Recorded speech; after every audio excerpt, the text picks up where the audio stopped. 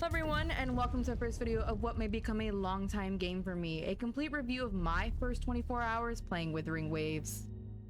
Here's some quick disclaimers though. I did not finish the entire questline because of the amount of time I had. I also will have some spoilers for some of the story, so if you haven't played, you have been warned. And since technically speaking, I really only played Genshin as a long-term gacha game, that is the only game that I will be comparing Wuthering Waves to, and also because, you know, it's one of the better known gacha games.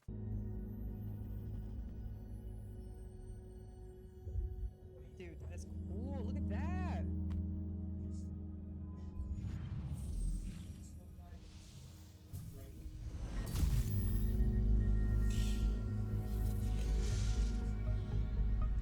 Is it worth the hype? Fine now.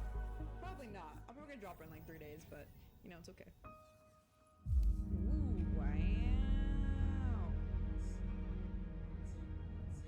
That's kind of creepy though.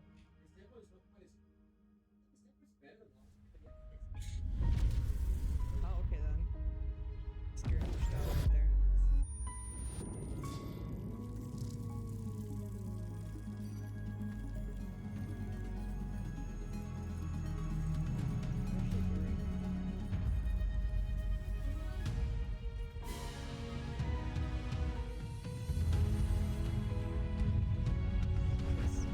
Whoa, now that is one hell of an entrance. Look at those colors. Oh my god, this is amazing. Dude, this is amazing.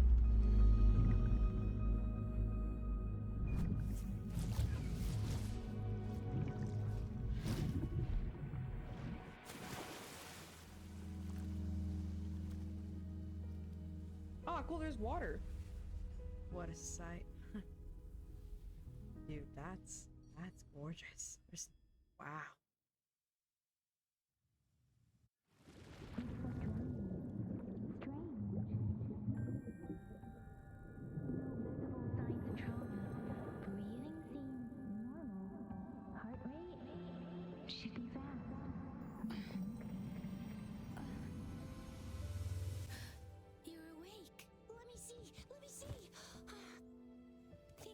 You're awake, or I'll have to try my last-ditch move.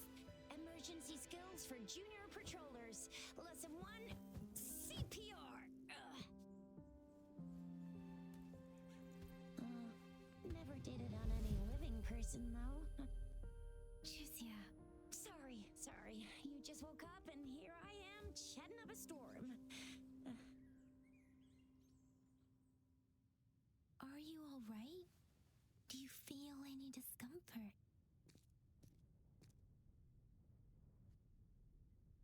Gentle female would come. That's what I was thinking. My voice. So hopefully it doesn't go to bite me. All right, let's go. Wow, that's really cool looking. All right, let's begin with this review.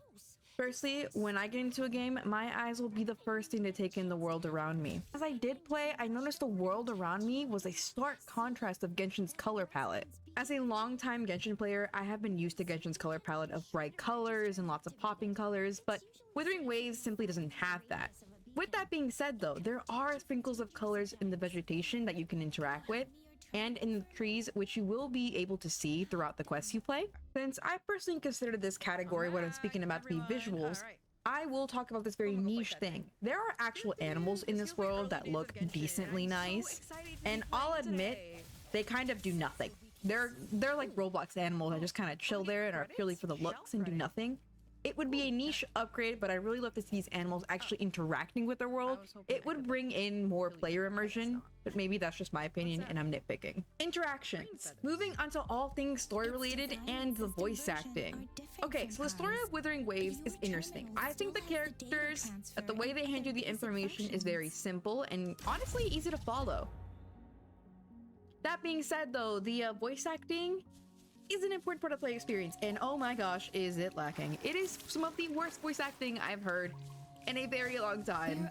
That sometimes I was deep into the scene, I was feeling the tension, and I heard their voices and I was slapped, but you know, it's okay. I did hear though the Japanese dub is gorgeous and is significantly better, though I have personally not tried it. I'm just going off from what I've heard. The English dub though, is really bad. So when characters are being silly, such as she is really well voiced and your energy definitely comes through. Look, for future reference, or when you guys are seeing this, I try to say her name about 12 times. I'm not recording this again. So going through the quest line, the character models move during the cutscenes and I've come to realize their animations are livelier, and oh my gosh, their expressions. Their expressions are what Genshin should have. I'm sorry, Genshin got deleted with how expressive these characters are, and I love it so much. It's such a great contrast of the environment they're in. Expressions aside, when the characters were meant to be more stressed, it seems to be really lackluster. It really does destroy the vibe though. Now, this isn't really in the script that I wrote, because yes, I do read off a script. I'm gonna insert this, and I may regret it later on, but we're here anyways. I feel that the voice actors did not have a good director. I'm not sure how the voice acting scene really works out. I've never been a voice actor. It just feels that the voice actors lacked any context for what was going on, because there is no way you would voice act that line in such a way during such a scene. Anyways, let's talk about the character designs. In this game, as for any gacha game, the characters are the main selling point. And for those who like to collect husbandos or waifus, as we have all named them that on the internet. The internet's a weird place. Imagine my surprise when I realized the character design, whilst cool looking, feel a bit lacking. I think this is where the color palette of Wuthering Waves is kind of destroying the love for the characters, at least on my side of things. I feel that at times their designs are just too bland, that their colors are so muted that nothing really draws my eyes in and doesn't really make me go, I want to spend my $100 on you. Which is why I'm actually skipping the first banner and waiting for Yinlin instead, who, despite looking pretty plain in my opinion color-wise, I just think she's cool, that's it. Actually, I'm gonna record this new section in here that I've just found out that the new update is coming in a week early and we're gonna get compensation for it. Crazy. See, this game is just so generous. Moving on to the game mechanics, which are a very important piece of any game you play. So when I was playing this game, I didn't think I would encounter skill issue until I really got into it. Oh my gosh, I was getting slammed.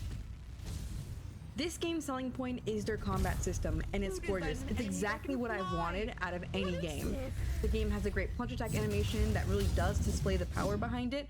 A small detail I even noticed is that the ground cracks. I think that's great.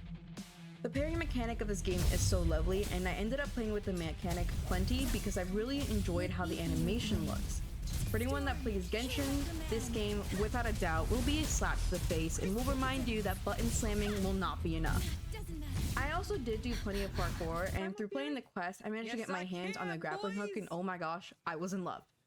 The animation is so smooth, and if you angle it, you can get some really great photos of the scenery, and it's just so great. You can walk on The wires. dashing animation whilst in the air was something I discovered later into my playthrough, and it really makes me think we can dodge mid-air, and I just love the realm of possibilities it could open up. It's really honing in on how great the movement in this game is.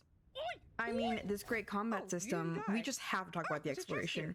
So the exploration, I did notice some key differences, like when I mine for ores, I don't have to manually pick up each and every piece. This is in comparison to, of course, Genshin, which has those really little simple things that annoy me. That same idea goes for the cows. Instead of, you know, killing them and having to pick up their meat, it just pops into my inventory, and that's great. I really like that. It's little things like that I've come to notice as I played throughout the game. So I did walk along many different paths, and I found plenty of plants to pick up. That's nice. It's not just all looks. And speaking about wandering around, when I went and scanned the area with my special sight, which I don't know what it's called in this game because I didn't play it for that long, I noticed that the interactable items and plants stay highlighted for a bit, which is just gorgeous. That is something that should be in Genshin. I think it's a really niche thing to notice, but it's so helpful. I love the grappling hook for exploration too. It's great and definitely gives an extra boost. I think I'll learn how to utilize that more as I play through the game. Now, the ability to run up walls and mountains is amazing, and though it can be a bit wonky when it comes to using it, it does work out great when it all works out. There is a very little thing that I noticed in this game is that I don't feel slow, and I just adore that. I don't feel so limited to just walking and sprinting over it. There's a lot of different things I can do, and it's just lovely. I was a long-time Assassin's Creed player when I was significantly younger, and I don't remember which one it was because it was such a long time ago, but I wish that in this game they would add onto the parkour aspect, because I'd love to see all the cool tricks. And maybe that's just me. That's just my love for Assassin's Creed parkour coming through.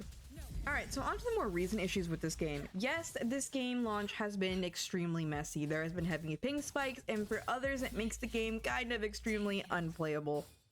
Even for me, there are moments where the animations and the dialogues are glitched because of these ping spikes, but you know, every game will start extremely rough. Not that it's an excuse or anything, that's just how it is sometimes with game launch. And it's not like Genshin didn't have a rough start to begin with, okay? And actually, because of these multiple issues, I did find out recently that we're getting a lot of compensation for it, which is an extremely generous thing for this people to do, so let's just be grateful for that. As I was playing this game, I had just one thought running to my mind. Well, just how friendly is this game for free to play? I admit it. When I first unlocked the gacha system in this game, I was expecting, damn, I'm gonna blow all my money here for basically nothing. But, when I saw into that weapon banner, I was exposed to the most surprising thing I have ever seen. For those who are longtime Genshin players, at the beginning there was a weapon banner, specifically a Hu Tao banner without any form of guarantee to get a weapon, causing a person to spend a shit ton of money. As I read the weapon banner closely, I realized that Wuthering Waves actually has a guarantee on the weapon banner, with the max pulls being 80. Do you understand that if you manage to save for a guaranteed 5-star 160 pulls and you win your 50-50, you will even have enough to get their weapon? That is amazing. The weapon banner and character banner soft pity starts at 60 to 70. You genuinely have a good chance to get the weapon banner for yourself and the character. That is amazing. That is something I have never seen any gacha game do before. So to summarize this entire video, can I recommend this game? You know, when I started playing this game, I expected to be introduced to what would be a clash between my love for Genshin and this game. I admit it, Wuthering Waves in my honest opinion is everything I could have ever wanted out of a gacha game, from the parkour to the game mechanics at least. This is not to say that this game is perfect, Oh my gosh. but I personally believe this game is not a Genshin killer, but is rather going to be an amazing Genshin competitor. And I will be continuing to play this game and make videos on both of these games if I can, because I love them both, and that is how it's going to be for me. So yes, I can and will always recommend you play Wuthering Waves if you enjoy Genshin. With this all being said, everyone, this concludes my Wuthering Waves review, and I hope you all enjoyed the video. Please don't forget to leave a like and subscribe. No, seriously, that would be extremely helpful. Water?